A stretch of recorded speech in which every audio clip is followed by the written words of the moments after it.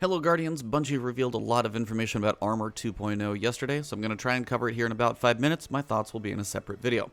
Our characters will be getting 3 new stats to add to our current ones: Mobility, Resilience, and Recovery. These new stats will be lowering the recharge time of our abilities. Intellect will be for supers, Discipline for grenades, and Strength for melee abilities. All stats now have a range from 1 to 100, broken into tiers at each 10. You'll have to get to the next break or threshold of 20, 30, 40 to get the next tier benefit. There's no partial bonus. All legendary and exotic armor drops in Shadowkeep will be Armor 2.0 enabled. Everything from the Leviathan Raid, European Dead Zone, Menagerie, Escalation Protocol, all new drops will be Armor 2.0. Your old armor will still function as it is because it will take time for you to make a new build, but eventually you will want to run everything as Year 3 armor to make full use of the new stats. You will be able to pull any exotic that you have previously earned from your collections, and it will just come with a set stat roll. Each piece of armor will have an energy type and energy amount. Armor energy is used to pick the mods for your piece of armor.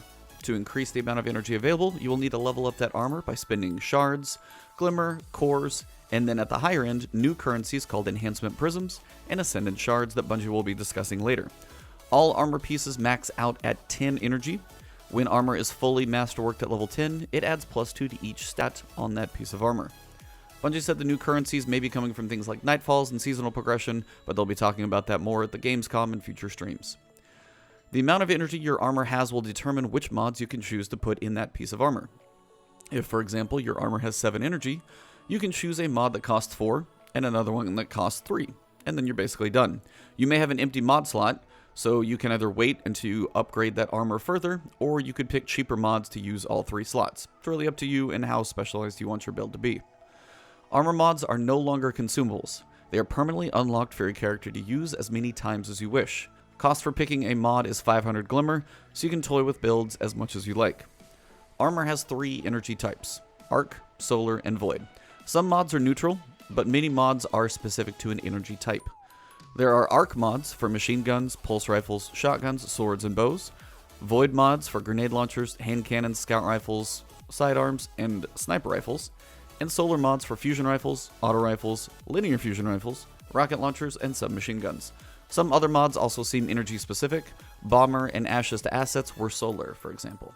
Each armor slot will only accept certain types of mods. There's a generic slot on each piece for things like minor, major, and boss resistance, and a way to boost each stat as well. Then each piece of armor will have 2 slots for that specific category. Helms will have ammo finder and targeting mods.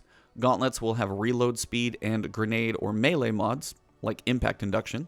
Chest will have unflinching aim and ammo reserve mods.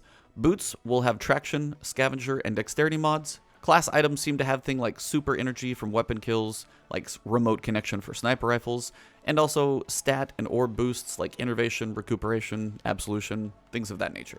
You can specialize a piece of armor with similar mods, sniper and hand cannon scavenger, but you do not seem to be able to pick 2 identical mods like double sniper scavenger. This also looks to be the same for enhanced and regular mods. You cannot stack an enhanced and a regular version of the same mod. We will know more about mods and builds as we get our hands on these, but you can speculate all you want in the meantime. All legendary armor will have access to universal ornaments. You will be able to pick how you want your armor to look while not messing with the function or the mods of the armor. These currently seem to be tied to the Eververse sets that you have unlocked over the past couple of years that they've discussed in the past. We don't have a full list of armor sets quite yet. Couple more pieces of information. Glimmer cap is now 250,000, which is good because it sounds like we're going to be using it. We don't seem to have a character level anymore, just our power level, like 810 or 750. That also changes in-game, as other players will have a class icon, no longer a 50 next to their name. Bottom tree NIGHTSTALKER does seem to have been buffed, and Weapons of Light is back for Ward of Dawn. That's the only teases we got about classes. And that pretty much wraps this up. I know it's a lot of information. I'll cover my thoughts in a separate video. But if you did enjoy the video, drop a like below, leave a comment if you got questions. You can find me on Twitch, on Twitter as Ebontis, but right here on YouTube. If you haven't hit that sub button, please do so, and I will see you soon.